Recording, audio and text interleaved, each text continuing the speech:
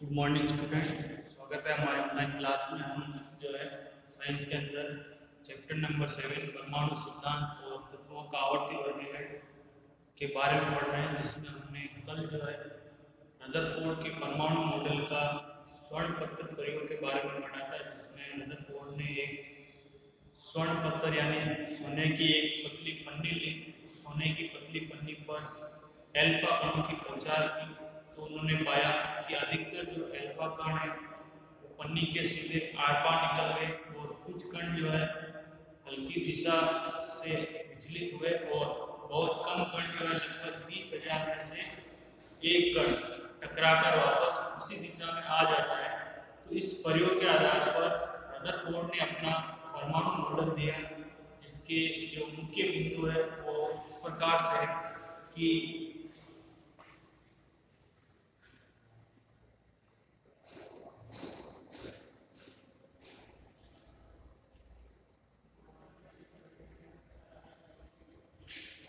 प्रकार से कि यहाँ पर रदरफोर्ड ने यह बताया कि परमाणु का अधिकांश जो भाग है वो खाली होता है। खाली होने के कारण अधिकतर जो अल्फा कण है वो सीधे आर पार निकल जाते हैं। तो इसका पहला पॉइंट है कि परमाणु का अधिकतर भाग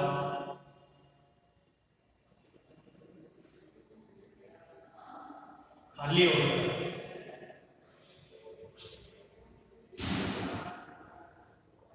दूसरा पॉइंट इसमें बताना है कि परमाणु का समस्त धनावेश, परमाणु का समस्त धनावेश उसके केंद्र में स्थित होता है। केंद्र में स्थित होता है, जिसे नाभिक नाम दिया गया। नाभिक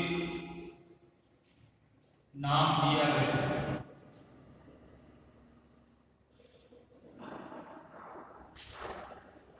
इस प्रकार से परमाणु जो है गोलाकार है, इसका ये भाग खाली होता है, उसका भी समस्त धनावेश है। धनावेश का मतलब है जितने भी जो प्रोटॉन है वो उसके छोटे से भाग केंद्र में स्थित होते हैं और केंद्र को नाभिक कहा जाता है। तीसरा पॉइंट ये है कि इलेक्ट्रॉन जो है, इलेक्ट्रॉन नाभिक के चारों ओर, इलेक्ट्रॉन नाभिक के चारों ओर वर्ताकार चक्कर लगाता है।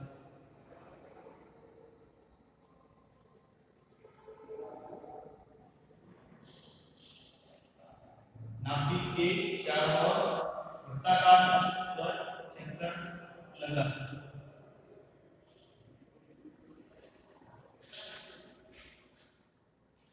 चौथा पॉइंट का ये है कि परमाणु में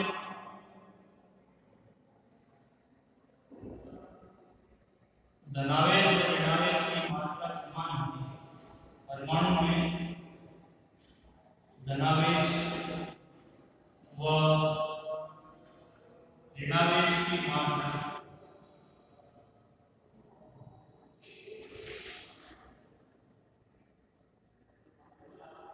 समान होती है।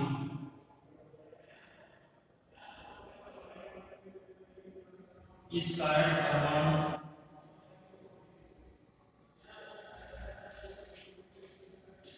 विद्युत रूप से उदासीन होता है।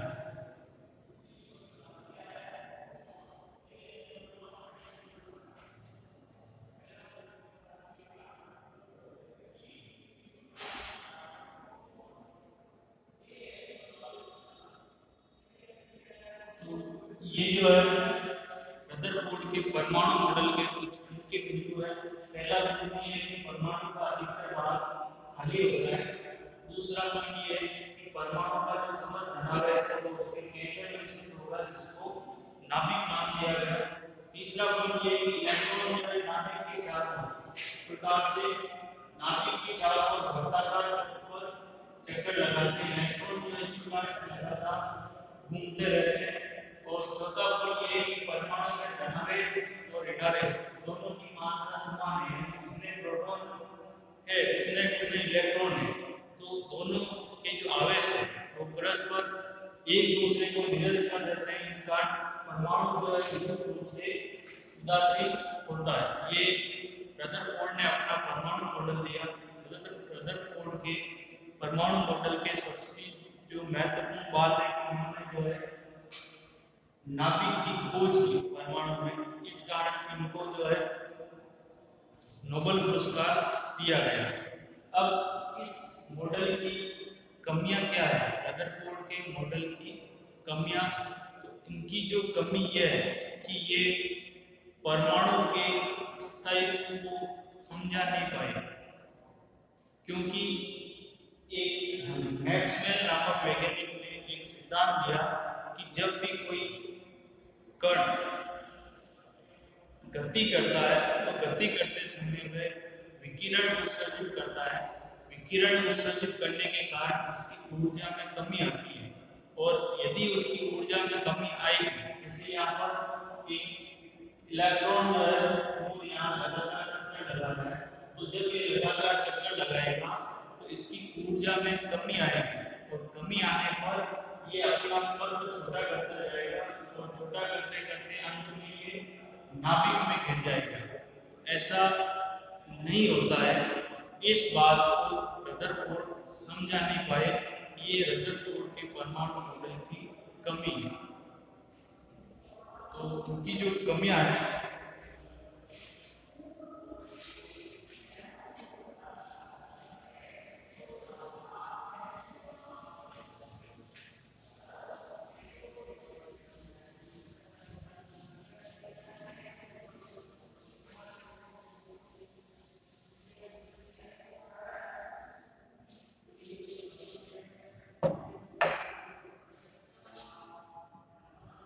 रदरफोर्ड के परमाणु मॉडल की जो कमियां हैं वो इस प्रकार से है कि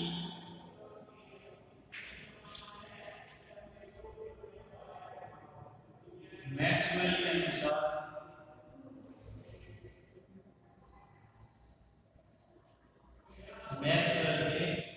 अनुसार गति करता हुआ इलेक्ट्रॉन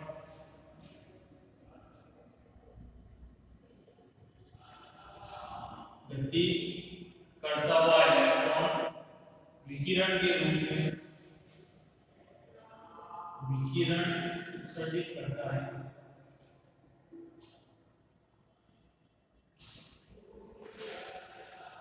विकिरण उत्सर्जित करता है जिससे उसकी ऊर्जा में कमी आती है।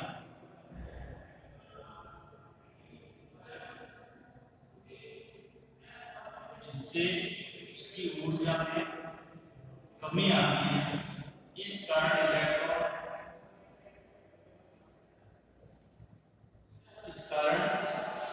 इलेक्ट्रॉन अपना पद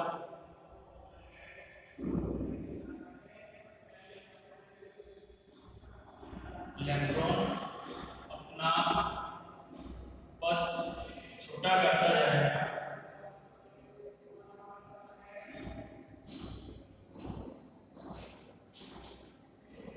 और अंत में नाभिक में गिर जाएगा।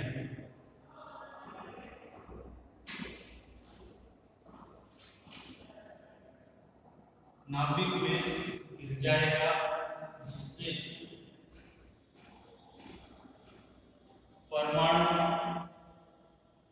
अस्थायी होगा।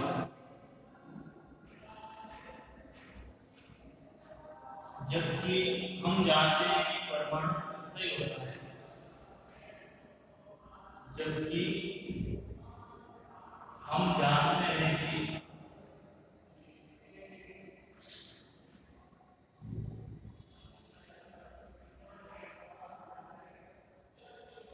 परमाणु स्थायी होता है। तो रदरफोर्ड जो है इस बात को समझा नहीं पाए। परमाणु परमाणु के स्थायित्व को समझा नहीं पाए। इस प्रकार से ये परमाणु है और ये नाभिक है और ये इलेक्ट्रॉन है जो चक्कर लगाता है नाभिक के चारों। जब ये चक्कर लगाएगा तो ये विकिरण के रूप में ऊर्जा उत्सर्जित करेगा, जिससे इसकी ऊर्जा में कमी आएगी। कमी आने के कारण अपना पथ जो है इस प्रकार से छोटा करता जाएगा और अंत में वो नाभिक में गिर जाएगा, जिससे परमाणु अस्थायी होगा। इस बात को रदरफोर्ड समझा नहीं पाए क्योंकि ये रदरफोर्ड के परमाणु मॉडल की कमी है। इस कमी को आगे नील्स बोहर ने अपने परमाणु मॉडल में दूर किया। उन्होंने परमाणु के स्थायित्व को समझाया और इलेक्ट्रॉन जो है वो विभिन्न कक्षों में किस प्रकार से व्यवस्थित होते हैं और नाभिक के चारों किस प्रकार से वो चक्कर लगाते हैं, उनके बारे में उन्होंने स्पष्ट रूप से समझाया।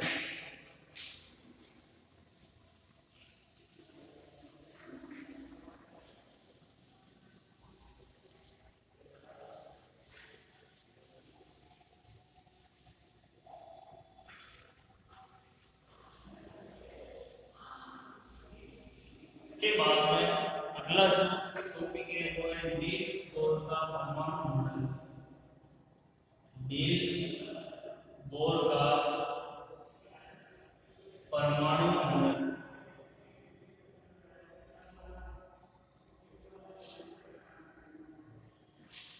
नील्स बोर का जो परमाणु मॉडल है वो इस प्रकार से है कि उन्होंने बताया कि परमाणु के केंद्र में नाभिक स्थित होता है और नाभिक के चारों इस प्रकार से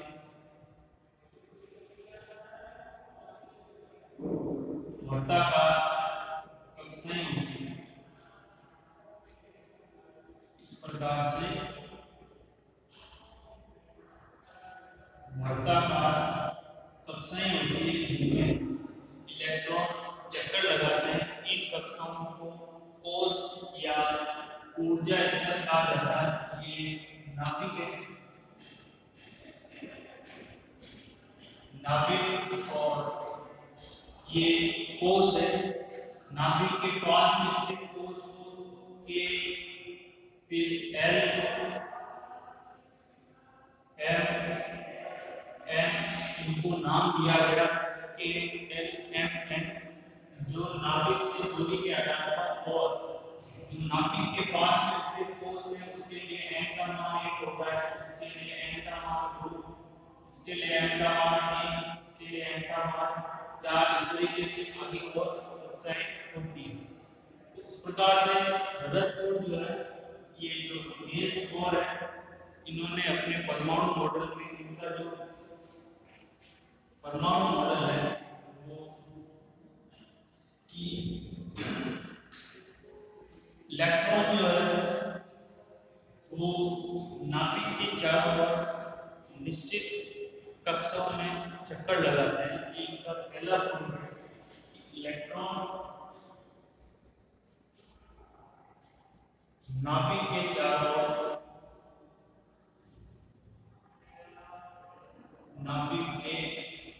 चारों ओर निश्चित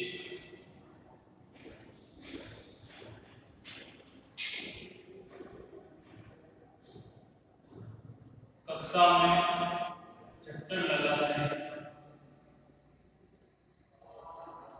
जिन्हें कोष या ऊर्जा स्तर कहा जाता है।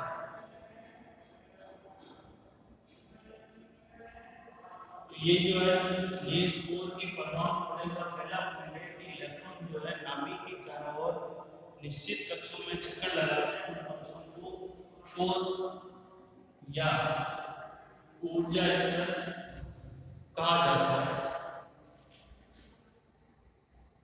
इन कोष को के एल एम एन नाम दिया गया, जिनके लिए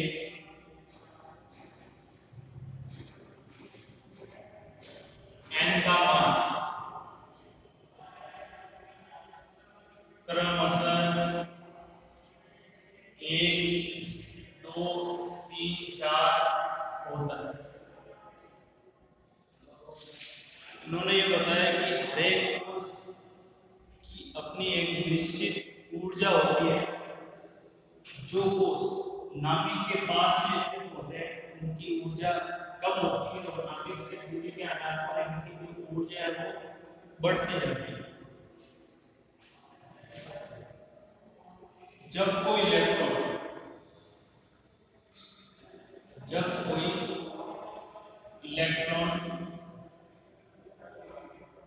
अपने निश्चित कोष में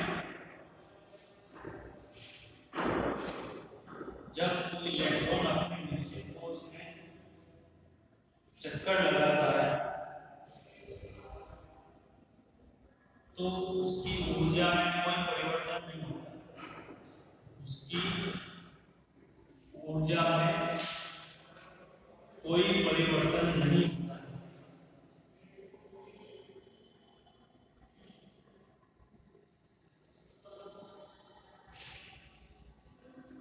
ठीक है, जैसे यदि कोई इस कोष का इलेक्ट्रॉन है और अगर ये घूमता है तो इसकी ऊर्जा में कोई परिवर्तन नहीं आएगा।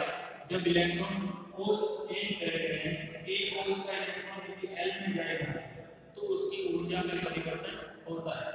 जब कोई इलेक्ट्रॉन कम ऊर्जा स्तर वाले कोष से अधिक ऊर्जा स्तर वाले कोष में जाएगा, यानी A कोष की ऊर्जा कम है, L कोष की ऊर्जा ज्यादा है, तो A कोष का इलेक्ट्रॉन यदि L कोष में जाएगा तो ऊर्जा का अवशोषण करेगा। यानी निम्न ऊर्जा स्तर वाले कोष से अधिक ऊर्जा स्तर वाले कोष में यदि कोई इलेक्ट्रॉन जाता है तो वो ऊर्जा का अवशोषण करता है। निम्न ऊर्जा स्तर से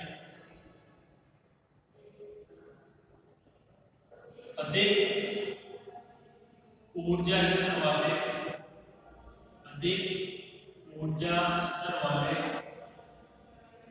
कोष में जाने पर इलेक्ट्रॉन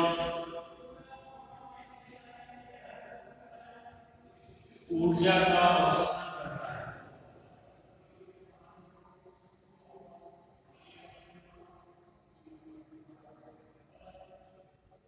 और यदि इलेक्ट्रॉन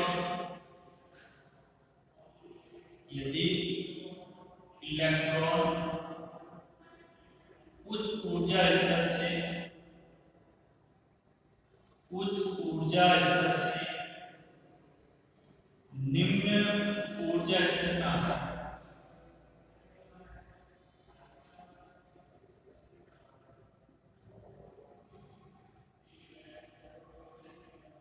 तो वह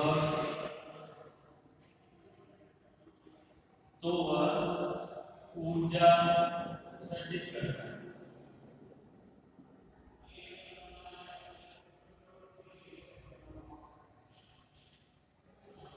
इस प्रकार से यदि कोई इलेक्ट्रॉन जो है निम्न ऊर्जा स्तर से उच्च ऊर्जा स्तर में जाता है तो वो ऊर्जा अवशोषित करेगा और यदि वो उच्च ऊर्जा स्तर से निम्न ऊर्जा स्तर में आएगा तो वो ऊर्जा उत्सर्जित करेगा। ठीक है, फिर एक पांचवा पॉइंट इसमें ये कि इलेक्ट्रॉन केवल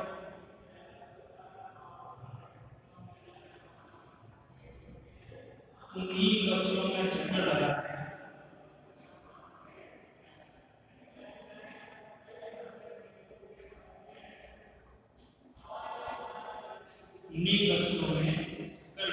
हैं जिनके लिए कोणीय संवेग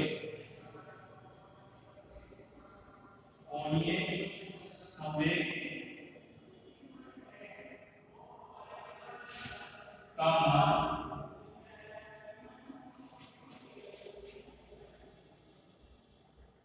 एम्पियर 2 पाई होता है। इलेक्ट्रॉन जो है केवल उन्हीं कक्षों में चक्कर लगाएगा। तो ये जो है नील्स बोर एक परमाणु मॉडल के मुख्य गुण